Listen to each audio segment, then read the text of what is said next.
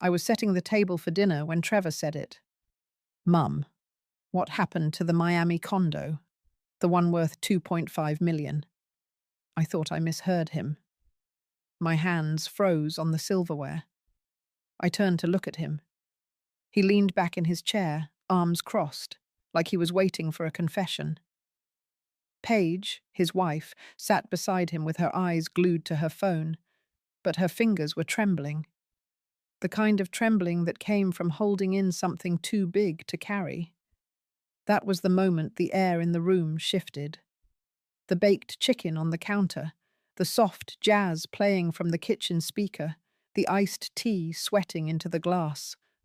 All of it vanished. There was only his voice echoing in my head. 2.5 million, Miami condo. I opened my mouth, closed it. My voice came out low, cracked. Condo. What condo? Paige looked up. She didn't speak, just turned her phone around and slid it across the table toward me. On the screen was a photo of a document, a notarized form, my name at the top. A blurry signature at the bottom that looked vaguely like mine if you tilted your head and squinted. The address on the form? A penthouse unit in Brickell Bay. Trevor watched me like a hawk. You signed off on it last year. Don't you remember? That's what you told me when we talked about taxes. You were trying to offload liabilities. Right. I blinked. My heart beat a little faster. My mind searched itself, flipping through dates, paperwork, bank meetings, even memories I didn't want to revisit. No trace. I never owned a condo in Miami. I never signed anything like that. I shook my head slowly. I never bought a condo. I never signed that. He scoffed. Mum, you've been saying for years you wanted to simplify things. We all supported you. But now you're backpedaling. If this gets messy legally, don't think it won't affect all of us. All of us. Like this was my fault. Paige finally spoke. Her voice was soft, almost pitying. It's okay, Evelyn. Memory slips happen. Even I forget things sometimes. Don't worry. The way she said that.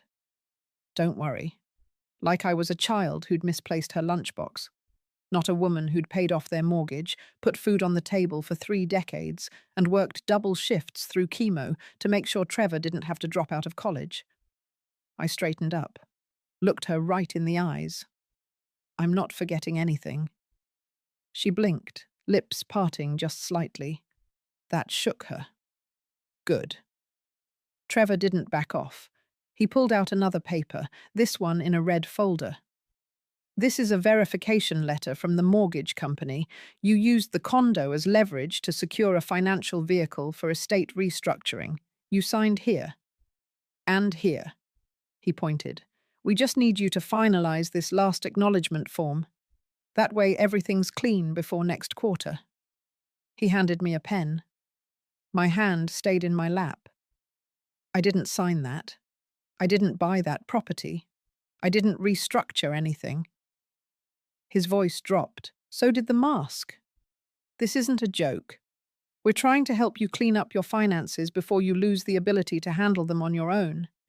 There's no shame in asking for help. But pretending like this didn't happen. That's dangerous. I stood up. My hands were shaking now, not from fear, from something else. Something hot and rising. Anger, yes, but more than that. Violation. Betrayal. They looked up at me like I was about to lose it. But I didn't raise my voice. I didn't throw the pen. I didn't cry. I just stared at both of them and said it as calmly as I could. You forged my name. You stole my mail. You think I won't do anything because I'm old? Neither of them moved. The speaker in the kitchen skipped. Jazz turned to static. I walked to the hallway, opened the little drawer by the door, and pulled out the old file folder where I kept every real signature of mine on record. Tax documents, old home loan agreements, copies of letters notarized during my husband's illness. Every single one. I held the folder in my hand and turned back to them. Don't worry, Trevor. You'll get your signature. Just not the one you want. Then I walked to my bedroom, closed the door, and locked it for the first time in years. Let me know, listeners. Have you ever felt like someone in your own family was waiting for you to get weaker, just so they could take more from you?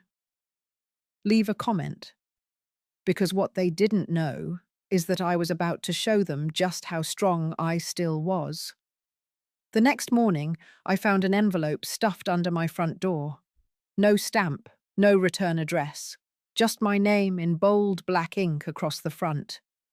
Inside was a single sheet of paper, an acknowledgement form with a blank line at the bottom for my signature and a sticky note attached.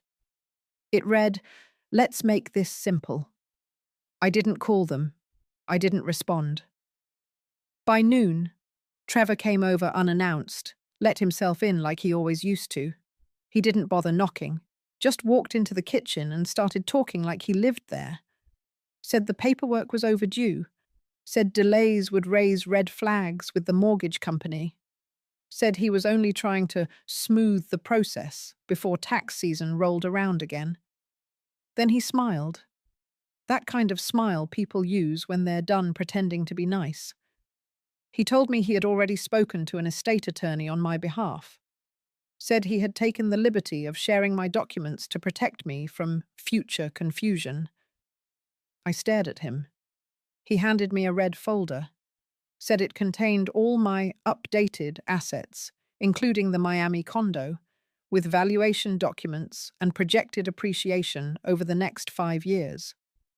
On the top page, in bold, current owner, Evelyn Grace Marston. I flipped through it. Every page felt colder than the last. There were highlighted sections marked for review and authorization. I looked up. Trevor didn't blink.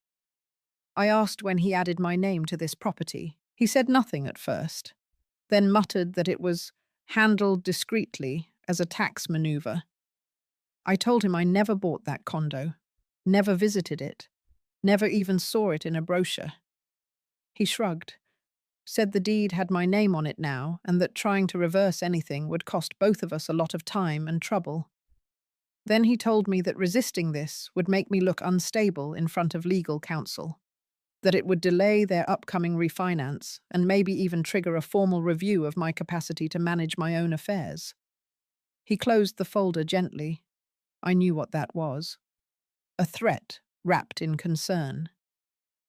Before he left, he said one more thing. He said Paige had reached out to a long-term care coordinator just in case I needed extra help managing things. They were exploring options. That afternoon, I walked outside to collect the mail. The mailbox was empty, but I could feel something was wrong. I checked the trash bin near the curb and found a torn envelope with the IRS seal still visible. It had my name on it. They were screening my mail. Later that night, I searched the kitchen drawer for my birth certificate and social security card. The folder I always kept them in was there, but the documents were missing. In their place was a single sheet of printer paper with a checklist written in Paige's handwriting. Item 3 on the list: consolidate Mum's ID into central file. The next morning, I drove to the local post office, waited in line, asked to verify my mailing address and check if a change had been requested. The clerk typed something in and looked up slowly. She asked if I had recently authorized a forwarding request. I told her no. She leaned in and quietly said a change had been made 2 weeks ago. All of my mail was being sent to a private P.O. box in Trevor's name. I asked her to reverse the change immediately. She printed out a verification form. I signed it. Outside, I sat in my car and watched the paper flutter in my lap. My name, my address, my son's name next to a box number. They weren't just lying. They were erasing me. That evening, Paige arrived while Trevor was at work. She let herself in too, brought a bag of groceries, said she was trying to reconnect and hoped we could share a nice dinner to talk things over. She made herself tea, walked around the kitchen like she owned it. She asked about my blood pressure meds, said I'd probably forget them if I wasn't careful, said stress could be dangerous at my age. Then she pulled out a tiny bottle of pills from her purse, said they were herbal, said she'd ordered them for me online to help with memory focus, said they were all natural. I watched her place them neatly on the counter. Then she smiled that soft, patronizing smile she always used when she was about to lie. I didn't touch them. I didn't say a word.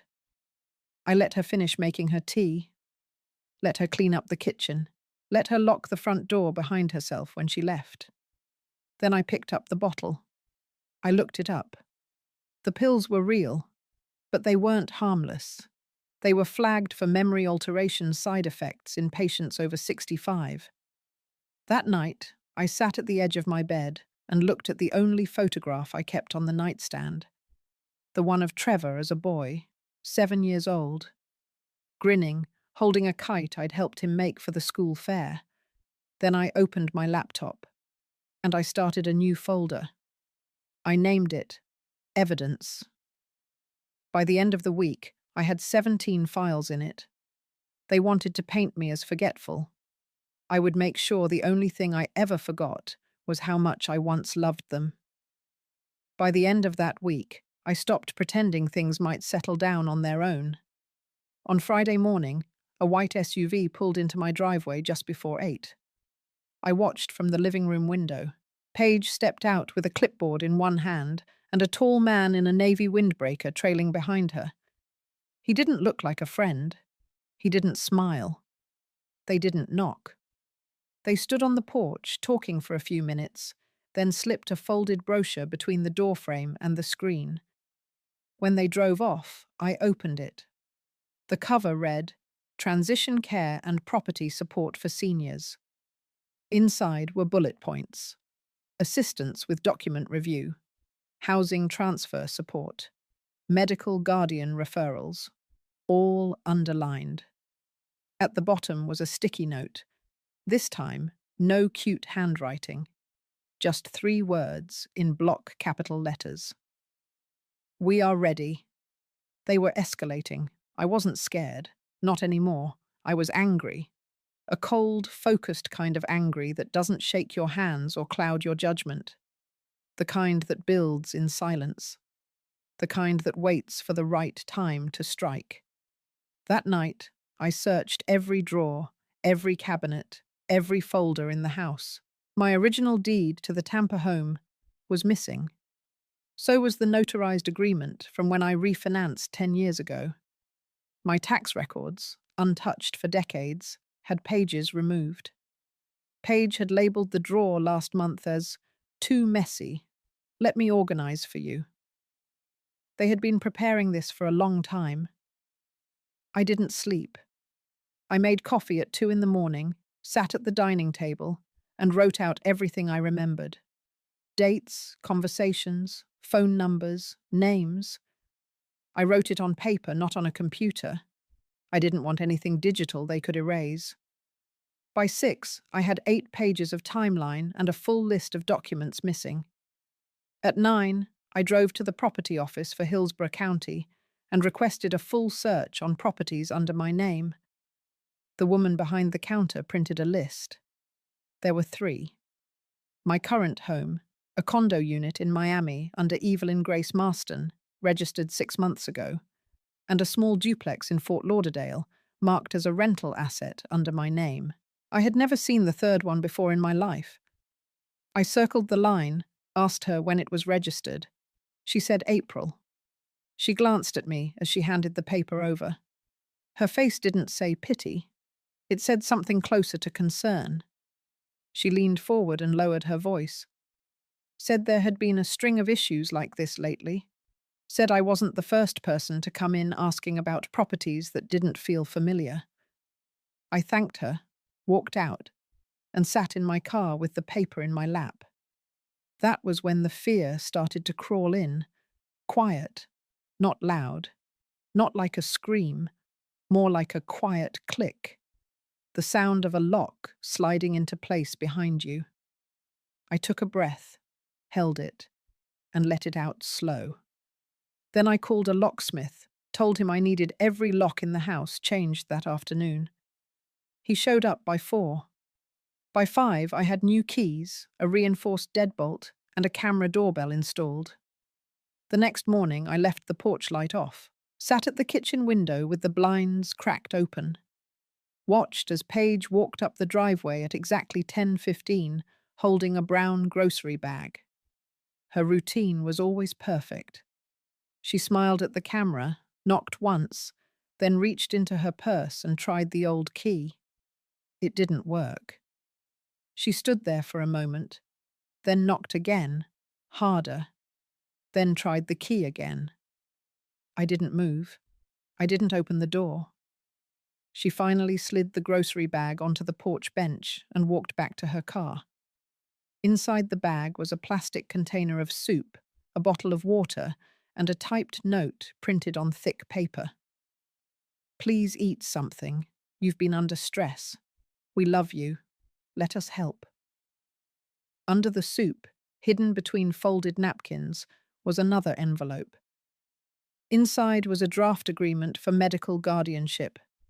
They weren't just planning to take my name, they were planning to take my mind. That afternoon, I made 2 stops.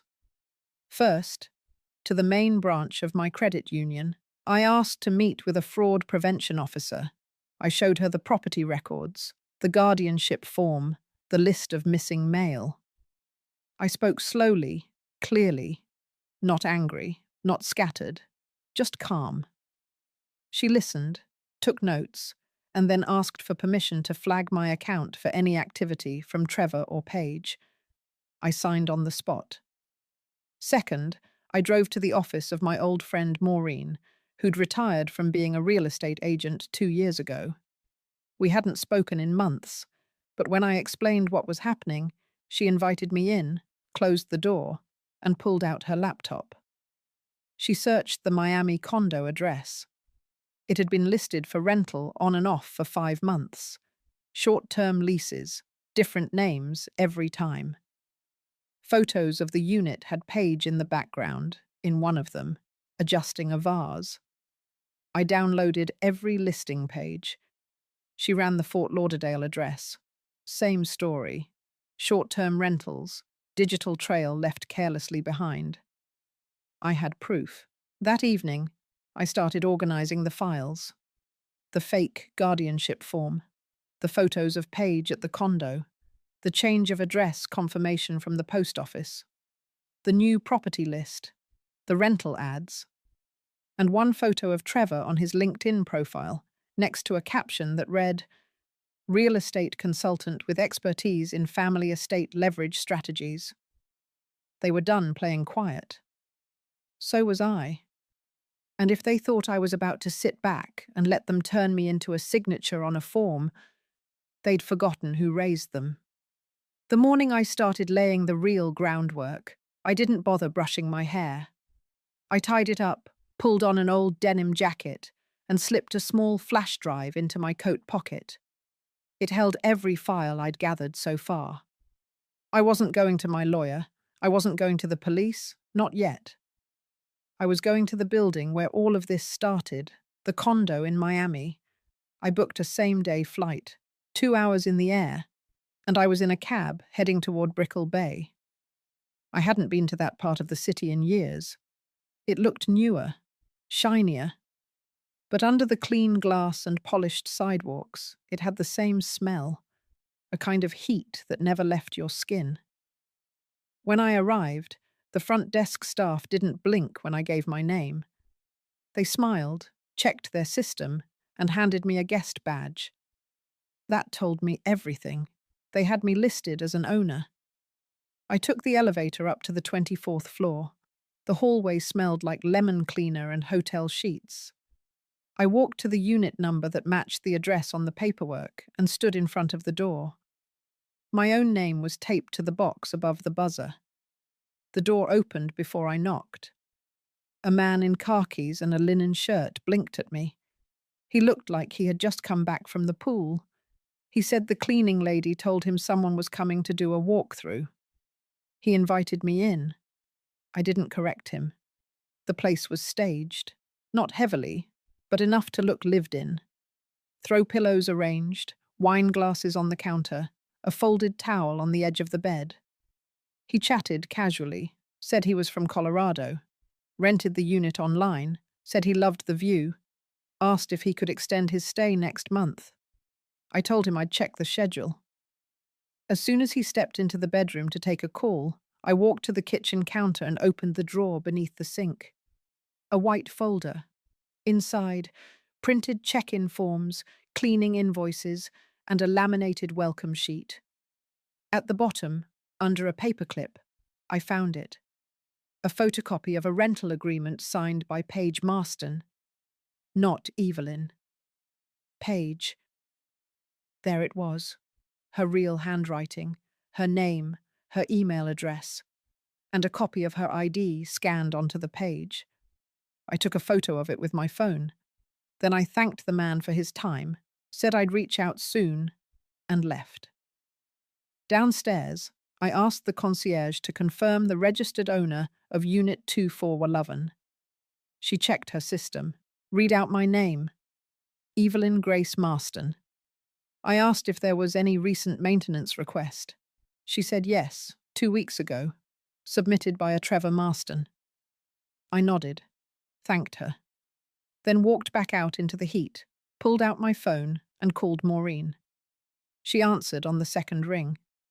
I told her I had just walked through the condo, told her about the rental guest, the folder, the signature. She said she was ready whenever I was. I told her to proceed. That afternoon, she sent an email to the property manager requesting a copy of the full rental history for Unit 2411 under suspicion of fraudulent lease activity. She CC'd me. She used my full legal name. She also sent another email. This one to an attorney she trusted who specialized in real estate fraud involving seniors. At the same time, I drove to the office of the Hillsborough County Fraud Division. I didn't call ahead. I walked in, waited my turn, then sat down across from a man named Harris. He was maybe in his 40s, polite, professional. I laid out every file one by one, explained the falsified address change, the guardianship draft, the hidden rental units, the property deeds I'd never signed, the recent attempt to lock me out of my own affairs. He asked clear questions, took notes, told me he'd seen cases like this before, but rarely ones with so much organized evidence from the victim. He said the office could open a preliminary file. They could start by verifying the altered documents and requesting a hold on any changes to property under my name. I signed the release forms. Then I drove back home, locked the new doors behind me, sat in my kitchen. For the first time in weeks, I felt something shift. Not relief, not yet, but the quiet before a storm. They had thought I would fold, that I would retreat, that my age would equal weakness. What they didn't count on was that I had been building my entire life around surviving. They pushed me. Now I was pushing back. The very next day, I began preparing something they couldn't intercept, something public, a trap in plain sight. And the bait was their own lies. The morning after I returned from Miami, I was at my desk by 6. The sun hadn't even broken through yet, but I was wide awake. I had everything spread out in front of me. The printouts from the property office, the photos of Paige's rental contract, the rental listings with her name in the metadata, the change of address confirmation from the post office, the guardianship draft, the new property registrations I never approved. I wasn't just a mother anymore. I wasn't a victim either. I was the case builder, the archivist, the woman putting together her own defense before anyone else could label her incapable. At 7:30, I printed 3 copies of the entire file. One for the county fraud office, one for Maureen's lawyer, and one for myself to carry. I slid the pages into a black zippered binder, punched holes, indexed every tab, labeled it Evelyn G. Marston, Active Estate Documents. I wasn't hiding anymore. Then I made my next move. I contacted a real estate agent who wasn't a friend, someone with no connection to Trevor or Paige. Her name was Celia, mid-40s, direct, didn't flinch when I explained what I was dealing with. I asked her to list the Miami condo. She blinked once, then asked for documentation. I showed her the notarized deed Trevor had used, and then my files proving how it was never authorized. I explained that I had a pending investigation open and that I wanted the listing to trigger one thing: exposure. She told me she'd have a photographer there within 48 hours.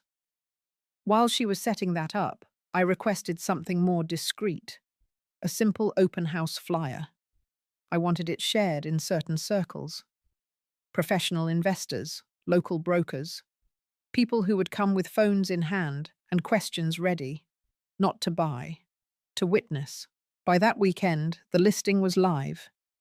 3 photos, 1 line of copy, luxury bay view unit now available by direct owner.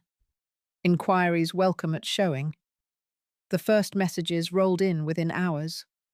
Celia fielded them, passed along RSVPs, and I waited. I kept the blinds low, answered no calls from Trevor, ignored a voicemail from Paige that said she was worried and asked if I had been feeling confused lately. On Sunday morning, I picked out a blue dress. Not fancy, but sharp, something I hadn't worn since my retirement party. I brushed my hair back, applied a soft lip color, and packed the binder into a leather tote. I arrived at the Miami condo an hour early. The agent let me in and gave me the run of the place. Everything was exactly where the renters had left it. Paige hadn't even bothered to take down the welcome sign she taped to the fridge. At 10 on the dot, the elevator dinged. The first wave came through. Quiet professionals, a few couples, 2 women with tablets, then a man in a navy blazer with a real estate logo on his sleeve. 10:15. Trevor walked in. He froze when he saw me. Paige came in behind him. Her hand slipped off his elbow the second she spotted the guests inside. She recovered quickly. Put on that smile. I didn't wait. I welcomed everyone, thanked them for coming, then raised my voice just enough to carry across the open floor plan. I told them the property was under pending legal review, that certain documents had been falsified, that a correction was in process. I saw Paige's eyes dart toward the hallway. Trevor stiffened. Then I opened the binder. I pulled out the printed rental agreement with Paige's signature, then the metadata printouts, then the notice from the county that the duplex in Fort Lauderdale was never declared on my behalf. I laid out the timeline, calm, clear, controlled, and I read aloud the part in the guardianship draft where Paige listed herself as primary medical contact.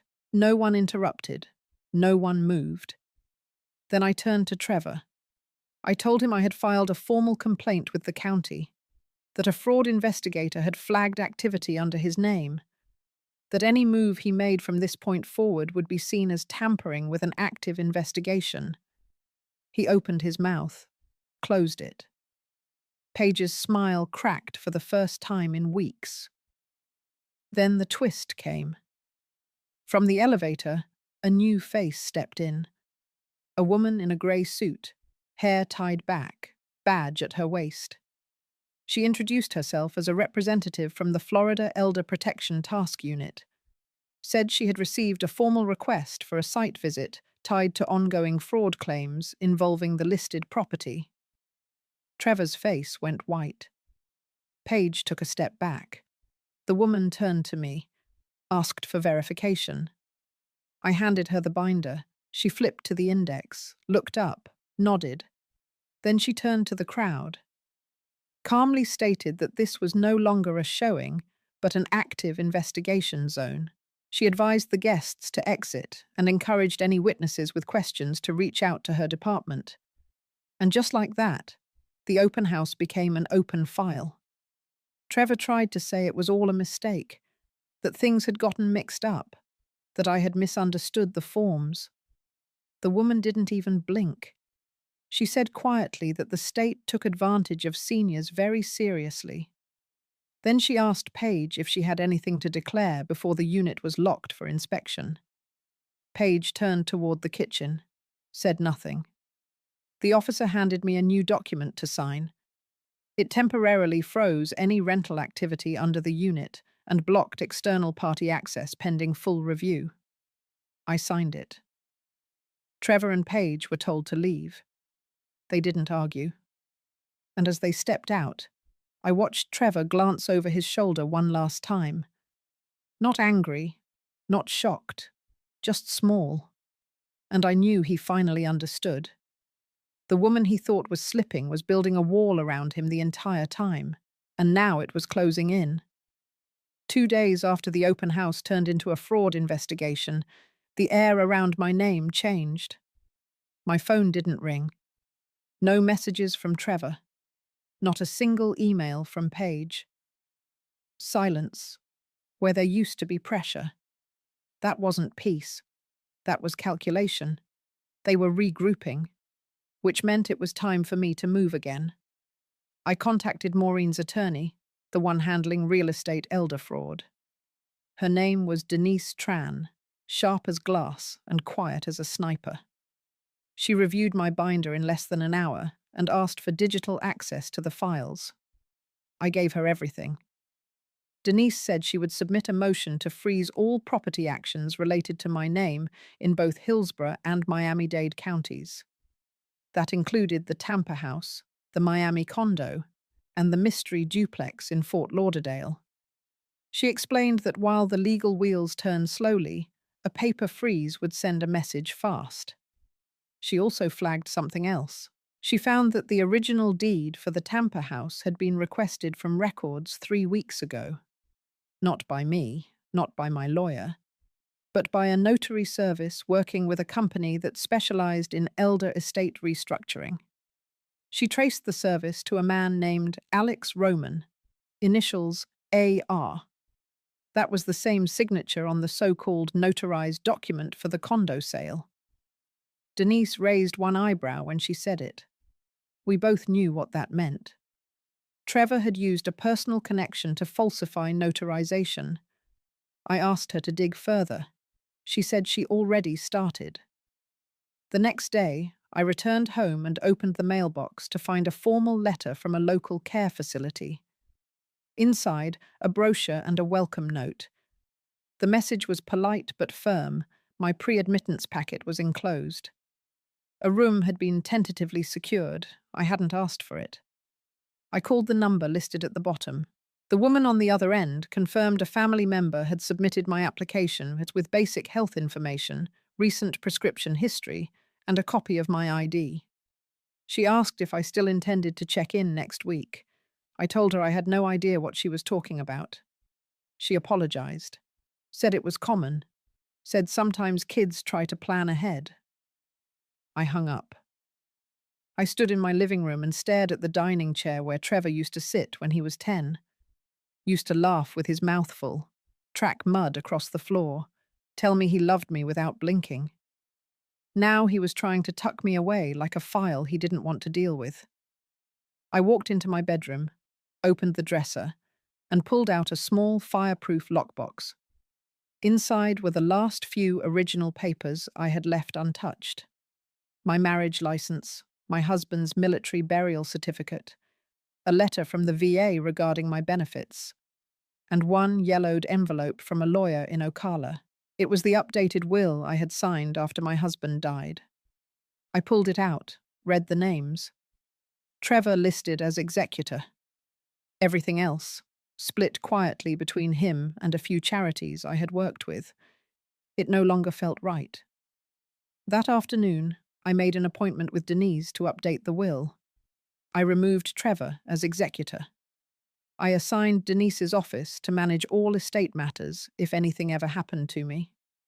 I redirected charitable donations. And I added a new line. Any claim to property, accounts, or medical decisions made on my behalf without direct in-person consent was to be nullified, reported, and legally challenged. Denise slid the papers back into a folder and looked at me carefully. I told her I didn't want to be safe anymore. I wanted to be untouchable. That evening, Maureen called. Her voice was sharp. She said a former client of hers had reached out, confused. Apparently, Paige had contacted the woman to inquire about selling a waterfront property. When asked whose name the title was under, Paige said it was a family transfer and the paperwork was being finalized. It was the Tampa house. They were trying to sell my home. Without a word to me. Without even waiting for the dust to settle in Miami. I hung up the call and didn't pause. I drove straight to the county office. I stood in line. I requested a hold on title transfer for my home. Presented Denise's authorization. Presented my ID. I submitted a notarized statement that no transfer had been approved, signed that morning in Denise's office. I left with stamped papers in my purse. By the time I got home, a storm had started rolling in. Thunder just far enough to rumble. Rain not yet falling. I brewed coffee, sat at the kitchen table, opened the laptop and accessed my security cam feed. At 7:43 p.m., the screen blinked. Trevor pulled into the driveway. Alone. He walked up the path, slow, like he expected a trap. He rang the doorbell. Waited. I didn't answer. He knocked once, twice, loud. Then he leaned in, spoke close to the door, like I wouldn't hear the words otherwise. He said I was making things worse, that this could have all gone smoothly, that they were just trying to protect me from getting in over my head. Then his voice dropped.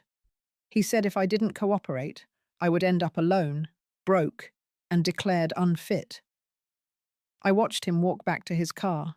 The storm broke just as his taillights disappeared down the street.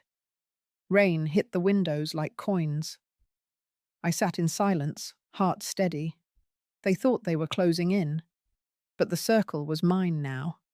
I had just removed them from it. Permanently. By Monday morning, I had already booked the space.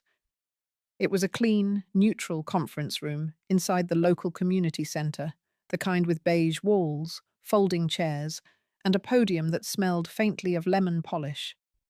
I picked it for a reason. It wasn't dramatic, it wasn't showy, but it was public, and every corner of that room had clean sightlines and full visibility. The title on the sign-up sheet was simple: Real Estate Scams Targeting Seniors, a Community Awareness Session. I asked Maureen to help me spread the word. She passed the notice to her neighbourhood groups, the HOA board, and a handful of local agents she knew had been brushed by situations like mine. No names were mentioned, no threats were issued, just a quiet invitation to come listen. I brought the binder. I also brought copies. 36 full-colour packets, each one labelled, sorted, and hole-punched. The first 10 guests arrived right on time. 2 real estate professionals, 1 woman who ran a local support group for retired nurses, and an off-duty sheriff's deputy who'd heard from his aunt that something serious had gone down in Miami. By 6:45 p.m., all chairs were filled, even the back row. A few people stood by the wall. I recognized 2 from Trevor's former brokerage circle, another from the condo building management team in Brickell. Then Paige walked in. Hair curled, face perfectly done. A beige wrap sweater and diamond earrings that caught the light every time she moved her head. She walked straight to the back without a word, stood next to the exit, arms crossed. 2 minutes later, Trevor appeared in the doorway. He didn't come inside. He stood at the edge, as if proximity alone might let him control the narrative. But this time, I was the one holding the mic. I opened the meeting without ceremony, no nervous preamble. I welcomed the guests, thanked them for their time, and then I started walking them through the facts. Property records with incorrect ownership, rental units falsely attributed to elderly individuals, guardianship drafts submitted without consent, mail redirected, IDs duplicated, voice recordings used to impersonate approval. I showed them everything. The faces in the room didn't blink. They nodded. They took notes. Some closed their eyes and exhaled, like they'd just recognized their own family inside the outline I was painting. I moved methodically. Every document had a timestamp, every folder a label, every claim followed by proof. When I got to the part about the Miami condo rental agreement, Paige's signature, her ID photocopied, the platform logins under her name, I watched Paige shift her weight. Her mouth tightened, but she didn't leave. Trevor didn't move either. I finished the presentation with a full-page projection on the wall. A simple quote: "Power of attorney is not a power of control." The room clapped, soft at first, then louder.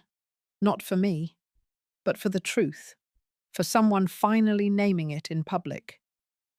I closed the binder. That should have been the end, but it wasn't. From the back of the room, a man in a grey suit raised his hand halfway, then lowered it. He didn't wait to be called on. He stepped forward and introduced himself as Daniel Lynn, legal counsel for the Elder Affairs Advisory Committee. He said what I just presented wasn't just personal, it was systemic. Then he asked if I would be willing to speak with his department directly. I told him yes. As the room began to clear, Paige stepped toward me. Her voice was low, almost calm. She said I had embarrassed them, that things would never be the same after this, that Trevor was considering legal action. I told her the law was already involved, that if Trevor wanted a courtroom, he could have it, but he'd be the one sitting on the wrong side of the table. Her mouth twitched, just once. Then she turned and walked out. Trevor followed. No words, no expression. After they left, I sat back down. The last person to leave was Maureen. She hugged me tight, said I hadn't just protected myself. I'd cracked something open that people had been whispering about for too long. I nodded. The drama they started in silence had now been spoken aloud, in front of a room full of witnesses, recorded, shared, filed. And I wasn't done. The next morning, Denise filed for a temporary injunction against any transfer, sale, or legal claim tied to my estate. The freeze was now statewide. Trevor was named in the order. So was Paige. 2 hours later, we received confirmation that an audit had been opened on the real estate activity linked to both of them, including the name of the notary, Alex Roman. A separate agent from the state licensing board reached out, quiet, but firm. Said Roman's notary status was under emergency review. By noon, the dominoes had started to fall. What began as whispers in my own kitchen was now echoing in offices they used to walk through like they owned them. And from here on out, every door they knocked on would remember mine had been the first they tried to lock from the outside. They underestimated the woman behind it. Now they would learn. By Thursday morning, the tone of everything changed, not just in paperwork or procedure, but in the faces of people who used to look through me like I was furniture. The woman at the bank branch who once waved me off when I asked about an unauthorized withdrawal now stood to greet me. She called in her manager without being asked. The manager offered me coffee before I sat down. Denise had filed everything needed for the formal injunction, but this visit was for something else. Something I wanted documented in person. I signed the form requesting a full review of all joint accounts ever opened under my name. I authorized a freeze on anything with Trevor's signature, voice print, or stored credentials. I revoked power of attorney he had quietly filed years ago and never told me about, the one he used during my knee replacement recovery. I had no memory of signing it. He probably told me it was insurance paperwork. The bank issued the official removal order. I watched the teller click the keyboard, saw my name shrink away from his as it disappeared from their shared records. It wasn't about the money, not fully. It was about name, control, and today I was taking mine back. By mid-afternoon, I had a certified letter ready for delivery, addressed to Trevor, copy to Paige. It outlined the formal revocation of all access to assets, property, mail, records, and medical authority. It included the case file number tied to the elder fraud investigation, and it carried a single line in bold.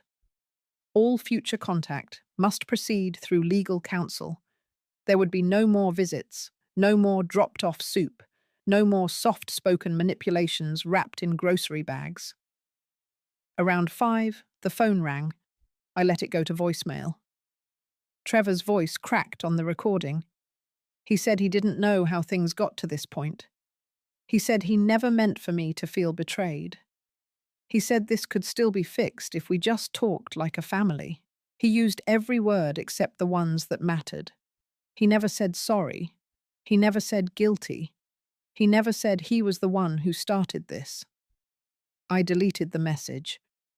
The next morning, I received an email from the Department of Business and Professional Regulation. Subject line, follow-up regarding Mr. Alex Roman. They thanked me for my cooperation, informed me that Roman's notary license had been suspended, pending full investigation. That evidence tied to improperly verified documents, including those impacting me directly, had triggered a multi-county review. Attached was a PDF. One of the pages included a scan of the document with my forged signature. Below it was Roman's rubber-stamped seal. Underneath, a note from the compliance officer read, "Signature verified using digital image only. No in-person identification confirmed." It was clear now. There was no accidental paperwork, no miscommunication. They hadn't just taken advantage of trust. They had built a system around avoiding it entirely. That afternoon, I met with a local reporter. Her name was Danielle. Late 30s, straightforward, sharp voice. She covered elder exploitation and financial fraud. We didn't speak on the record, not yet. I gave her the outline, told her I was preparing to speak publicly if necessary, told her she could confirm my identity with the County Fraud Division. She took notes, asked the right questions, promised to follow up. Before I left, she gave me her card. On the back, handwritten in pen, she'd written one word: brave. I didn't feel brave. I felt clear. Back home, I opened the windows. The air was warm, still. I poured a glass of water and sat at the kitchen table. The house was silent. For once, that wasn't a bad thing. I spent the rest of the evening preparing for the next step. It was time to address the HOA at the condo building. Not with drama, with facts, with documents, with law. I made an appointment with the building manager for a formal hearing. I requested time to present misuse of unit access, unauthorized guests, and fraud conducted under their roof. They approved it, offered me 15 minutes on the agenda. I showed up with a stack of printed documentation and a calm voice. I didn't mention Trevor and Paige by name until the end, until I was sure every board member had seen the images, the forged lease, the manipulated invoices, the security footage showing Paige opening the door for short-term guests, the timestamps, the listing history. Then I spoke plainly. I said the unit was not a hotel, that they had policies against subletting without disclosure, that their inaction made them partially responsible. Silence followed. Then a woman on the board asked if I planned to pursue charges. I said the state already had. When I walked out of that room, the building issued a letter to all residents within 72 hours. It reminded them that subletting without approval would result in fines, suspension of access privileges, and potential legal follow-up. It didn't name anyone, but the message was clear. The hallway cameras caught Trevor packing up personal items from the condo the next day. Paige didn't appear. I watched the footage on a private feed sent by the building manager. He didn't smile. He didn't slam doors. He just moved like a man who finally understood he wasn't invisible anymore. By the end of the week, my phone rang again. This time it was the lawyer Trevor had retained. He was polite, professional, requested a meeting. Denise took the call, scheduled the meeting for Monday. I would attend. But not to settle. I would attend to witness him say the words he had avoided since the beginning. Not in a voicemail, not in a whisper. In writing, in front of counsel. I would sit across from the man who tried to erase me, and I would do what he never expected. I would stay silent. Because by then, everything that needed to be said would already be written in documents, signed by attorneys, and stamped by the very system he tried to manipulate. The same system that now had him under review, under pressure, under oath. And the silence between us would be louder than anything he had ever said. The meeting was scheduled for 10 sharp on Monday morning. Denise and I arrived 10 minutes early. The law office was quiet, clean, one of those mid-rise buildings that looked generic from the outside, but reeked of polished money on the inside. The receptionist offered us water. Denise declined. I didn't speak. At 9:58, the opposing counsel entered. A man in his 50s, tailored suit, leather briefcase, pleasant voice that tried to soften the edges. Behind him, Trevor followed. He looked older than he had 2 weeks ago. His jaw was tight, shoulders stiff, the way someone moves when they've spent too many nights drafting apologies that still don't sound right. I didn't stand.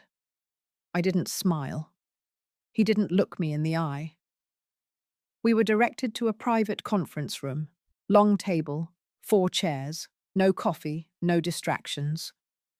The lawyer began with formality, stated their intention. They were here to discuss resolution, not conflict. Said the situation had clearly escalated and that both parties might benefit from putting the matter behind them.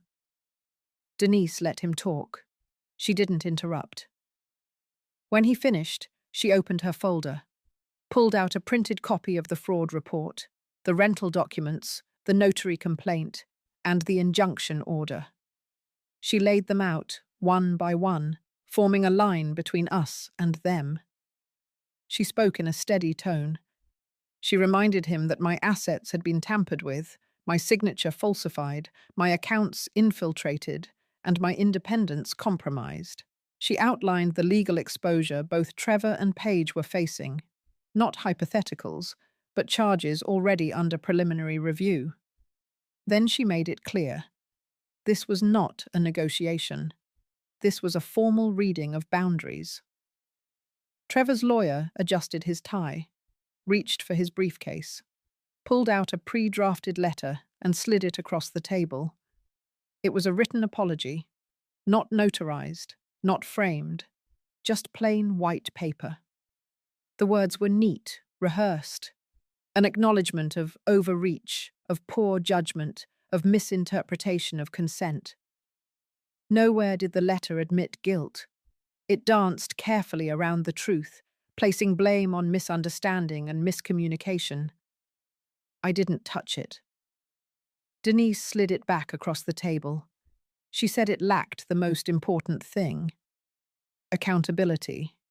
She leaned in slightly and said we would not accept a statement that erased intent. She said this wasn't about salvaging relationships. It was about documenting the truth. And then she gave him a choice. Either they submit a new statement, one that admits knowledge of false documents, or we proceed with the formal complaint. The one naming both him and Paige, with every attached exhibit. Silence filled the room, the kind that holds breath hostage. Then Trevor spoke. Not to his lawyer, not to Denise, to me. He said he didn't know when he started looking at me like a problem instead of a person. He said it was never supposed to go this far, that he thought he was protecting the family, that he was trying to keep everything from falling apart. I stared at him, and I said one word: liar.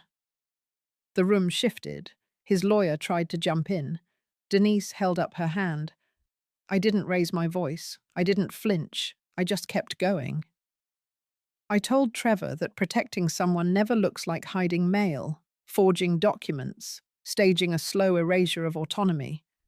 I told him he hadn't protected me. He had erased me, and then expected me to thank him for it. And now he would live with what followed. I stood. Denise gathered our things. Before we left, she handed them a final folder. Inside was a declaration of full legal separation. No financial ties, no power of attorney, no inheritance claim, no healthcare proxy, no contact without representation. Trevor didn't stop us. He didn't say another word. Outside, the sky was sharp blue. No clouds, no wind, just silence. We walked to the car. Neither of us spoke until we hit the interstate. Then Denise said something I hadn't expected. She said most people crumble under the kind of betrayal I had faced, that few come out the other side with this much proof, clarity, and control still intact. I didn't answer right away, but I thought of the woman who used to set dinner for a son who never called, who used to leave porch lights on in hope instead of safety, who used to think family meant forever, no matter how far it slipped. That woman was gone. The next day, the official complaint was processed and stamped. An ethics review was opened on Page's brokerage license. A criminal review remained active on Alex Roman. The unit in Miami was formally returned to me, legally frozen pending audit. The duplex in Fort Lauderdale was under investigation for money laundering through digital subletting platforms. My house in Tampa, untouched, locked, secure. I received a letter from the Department of Elder Affairs confirming their recognition of my documentation efforts. They invited me to join their advisory committee for outreach and awareness. I framed the letter, not for display, for reminder, because justice isn't always loud. Sometimes it looks like standing in a room and refusing to bend when the person across from you is counting on you to disappear. And I never disappeared. I was just getting started. By 6:30, the last glimmer of dusk had sunk behind the ridge.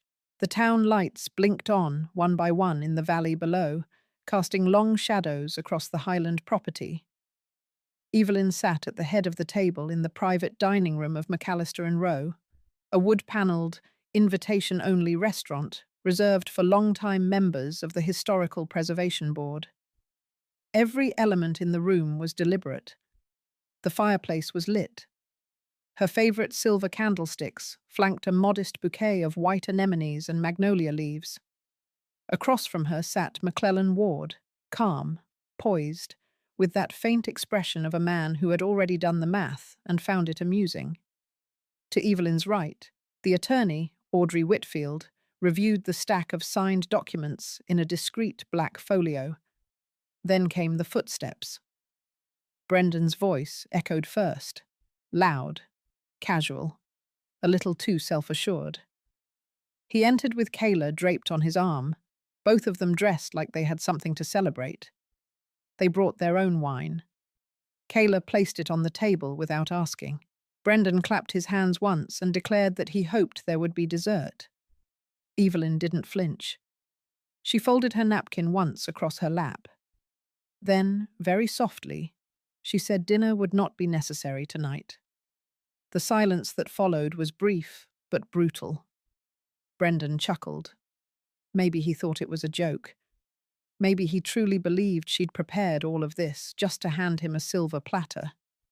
He leaned forward, smug, and thanked her for finally coming to her senses.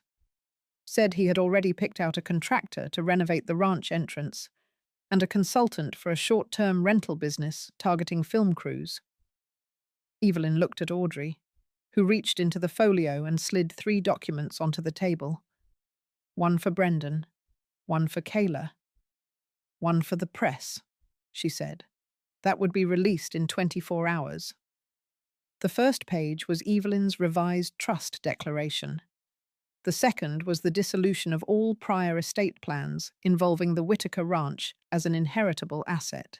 The third was the official foundation charter and endowment record for the E.M. Whitaker Legacy Fund, now fully operational and independently managed. Brendan blinked. Kayla tilted her head like she couldn't quite read the page. Evelyn kept her voice low, measured, almost clinical. She explained that the ranch was no longer family property, not under any legal definition. She explained that every structure on the land had been assessed and repurposed under a conservation and education clause, which now made the property tax-exempt, but also non-transferable. She explained that the Legacy Fund had already begun partnerships with 6 local organizations, including the Veterans Agricultural Recovery Coalition and the Mountain Women's Housing Initiative. She explained that the guest lodges Brendan had been eyeing were now short-term housing for displaced women, most of whom had been forced out by their own children or caretakers. Brendan's voice cracked first. He asked where this was coming from, why she would do this after all he had done to step up. Kayla leaned away from him slightly. Evelyn heard her whisper something under her breath. It sounded like selfish. Evelyn turned to McClellan, who had said almost nothing all evening. He spoke with the kind of patient authority that didn't need to shout. He explained to Brendan that the land was now held in a protected structure that no court in the state would touch, that the ranch could never be sold, that no private party could profit, and that Evelyn had retained a life lease to the main house and surrounding pasture until her death. Brendan leaned back in his chair like he had been slapped. Kayla stood up. She muttered something about this being manipulative, about this being emotional blackmail. She said no one in their right mind would give away something that big without being pressured. That's when Evelyn took out the envelope. She slid it across the table to Brendan. He opened it. His eyes scanned the pages. His mouth stayed open, but no words came. Inside was a printed transcript, edited for clarity, dated and time-stamped.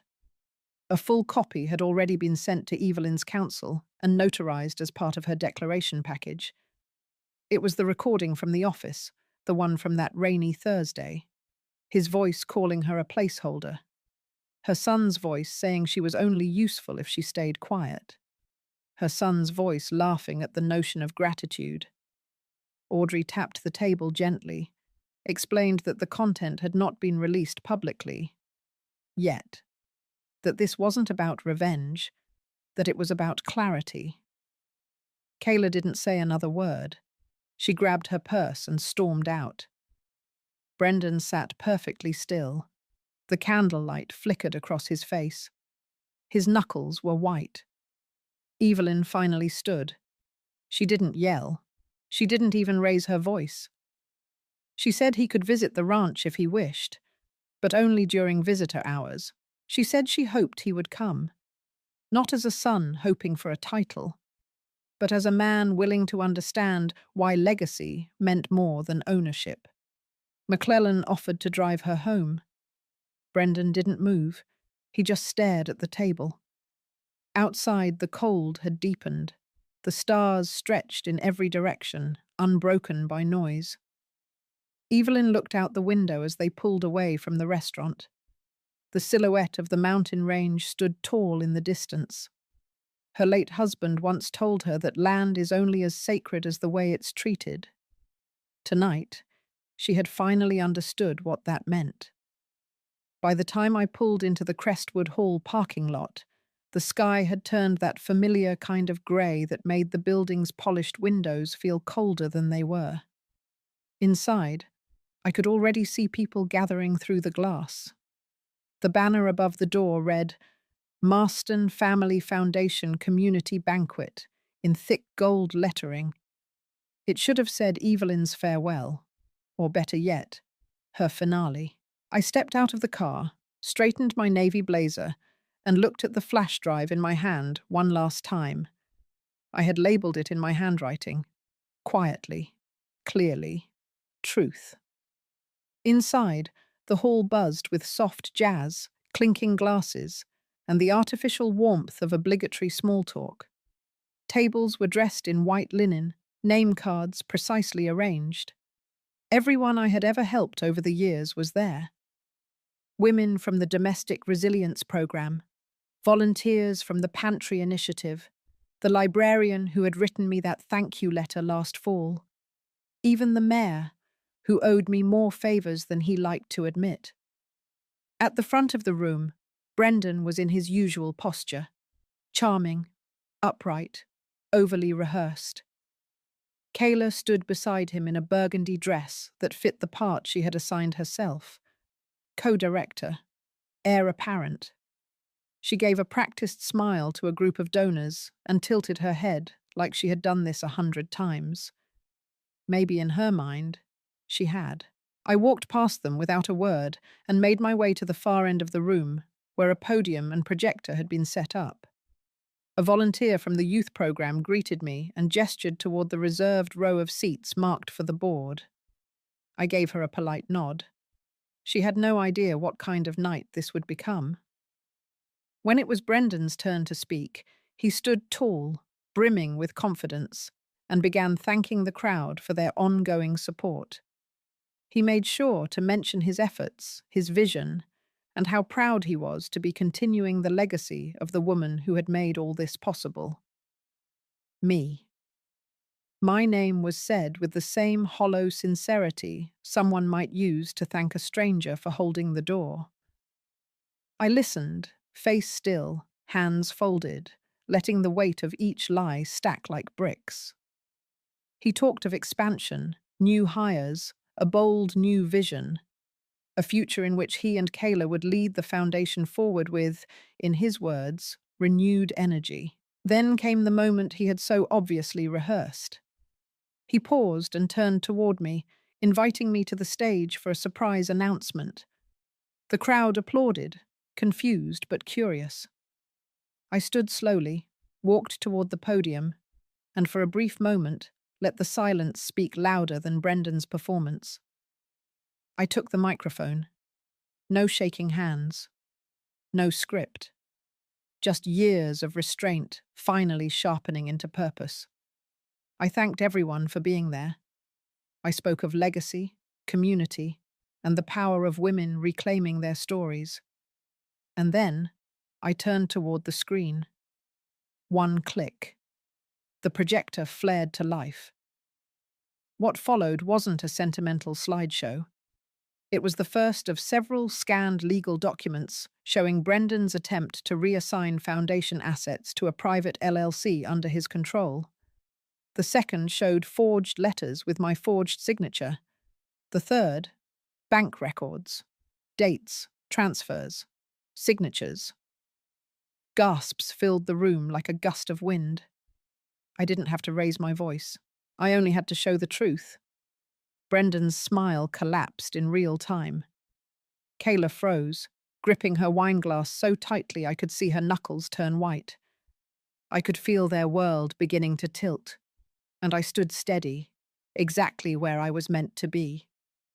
I turned back to the crowd and spoke plainly, that I had known for months, that I had watched in silence while they orchestrated my quiet removal, that this foundation, this life's work, was no longer mine in name, but it would never belong to those who sought to twist it for greed. Then I introduced the new board of trustees, women I had mentored, trained, trusted, survivors, fighters, builders. None of them bore my last name. I announced the new legal status of the foundation, a private community trust, irrevocable, protected by a new legal charter I had signed with Attorney Larson last month. It could not be sold. It could not be inherited. And it could never again be claimed by family lines, only by the hands who worked for it. The applause came slowly, then all at once. A different kind of clapping, one that came from knowing, from recognition, from witnessing something irreversible. Brendan tried to speak. His voice trembled as he addressed the board, asking for clarification, trying to salvage some semblance of control. But there was no saving the moment. Kayla whispered to him, eyes darting. I didn't listen. I walked back to my seat as the projector shut off, the silence in the room still echoing louder than the music ever had. The rest of the evening moved like a dream, not because it was soft, but because it was surreal. People approached me one by one, with gratitude, with questions, with hugs. Some were stunned, others were vindicated. A few whispered that they always suspected Brendan was never ready. He had slipped away before dessert. Kayla followed moments later. No goodbyes. I stayed. I danced with a few women I had hired years ago. I laughed real and loud. I watched the board take control of the agenda, laying out plans, budgets, timelines. My presence wasn't needed to validate the future anymore. I had done enough. As the night drew to a close, I stepped outside for air. The wind was soft, the parking lot mostly empty now. A figure approached me near the garden path. It was Brendan. He looked lost, not angry, just hollow. He asked why, not with his mouth, but with his eyes. I didn't answer. I placed my hand on his arm, steady and warm. Then I said the only thing that felt right. You chose your legacy, and I chose mine. I turned and walked back toward the lights of the hall. My heels clicked against the pavement like punctuation marks at the end of a sentence I had spent years writing. And for the first time in a long time, I didn't look back. I didn't expect peace to feel like this. It didn't arrive with grand speeches or apologies. It came in silence. It came in the form of a knock on the door that I didn't answer. It came when I sat at my little kitchen table, sipping tea while my phone buzzed across the counter, lighting up with messages I had no desire to read. The press had picked up the story. The trust's launch, the scholarships for women over 60 returning to the workforce, the legal clarity surrounding the will. They called it an act of redemption, of inspiration. The headlines painted me as a quiet warrior. I never asked for that, but I accepted it. A few days after the announcement, I went back to the cemetery, not to cry, but to sit. I brought a folding chair and a blanket, and the book I had been trying to finish for months. I sat next to Harold's stone and read aloud. His name had been cleared. His wishes had been honored. His son could never again twist that legacy for selfish gain. That was enough. Later that week, the lawyer's assistant delivered the final packet. Everything had been transferred. My house, the royalties, the remaining assets. Not to Grant. Not to any of them, but to the foundation, to the people who would never have the luxury of betrayal, because they had never been handed privilege in the first place. It felt right. It felt sharp. It felt like balance. I saw Grant once more. It was by accident. I was leaving the community center after meeting with the first group of women enrolled in the life skills program. We had been laughing about how difficult online banking still felt for some. I stepped outside, and there he was, standing by the curb like a man who had nowhere else to go. He looked smaller than I remembered. His eyes sunken, his suit wrinkled. He opened his mouth as if to say something rehearsed, but I kept walking. He fell into step beside me, desperate, the words tumbling out in a tone so hollow it didn't belong to my son anymore. He said he didn't know the full truth. He said he was misled. He said Kayla had pushed him. He said he had lost everything. He said he regretted it all. I stopped, not because I believed him, but because I didn't need to anymore. I told him this. I said I did not live my life to be remembered as someone's financial plan. I said his apology, whether sincere or not, could not rewrite the chapters he had torn out of our family's story. I said I no longer carried anger, because it had no place in the life I was building now. But I also said I no longer carried space for him. He cried. I watched. Then I walked to my car. I left him on the sidewalk, still talking, still explaining, still hoping. But I drove away with the windows down and the air sweet with spring. In the following months, the house was sold. I didn't need all that space anymore. I bought a modest condo near the waterfront, with just enough room for me, my books, and a guest or two. McClellan visited often. She brought fresh peaches and stories from her days volunteering with veterans. We laughed like schoolgirls sometimes. Other days, we simply sat, both grateful for the quiet, both women who had survived the expectations of others and emerged with more than anyone ever planned to give us. One Saturday afternoon, I received a hand-drawn thank you card from a woman named Beatrice. She was 65, newly divorced, and had just learned how to file her own taxes for the first time in her life. She wrote that it made her feel free. She wrote that she had always thought it was too late. Now she knew better. That night, I cried. Not from sadness, but from the kind of release that only comes when every battle has been fought and your heart is finally your own again. The past hadn't vanished. It was still there, like old scars. But it no longer dictated my worth. And for the first time in a very long time, I felt proud. Not of what I had lost, not even of what I had won, but of who I had chosen to become. And sometimes, that's the most powerful justice of all. If this story found a place in your heart, take a moment for yourself today. Whether it's a quiet cup of tea or a walk under the trees, remember, healing doesn't always look like fireworks. Sometimes it's the quiet choice to stop chasing what hurt you and start building something that brings you peace. Tell me, what would justice look like for you if no one else got to define it?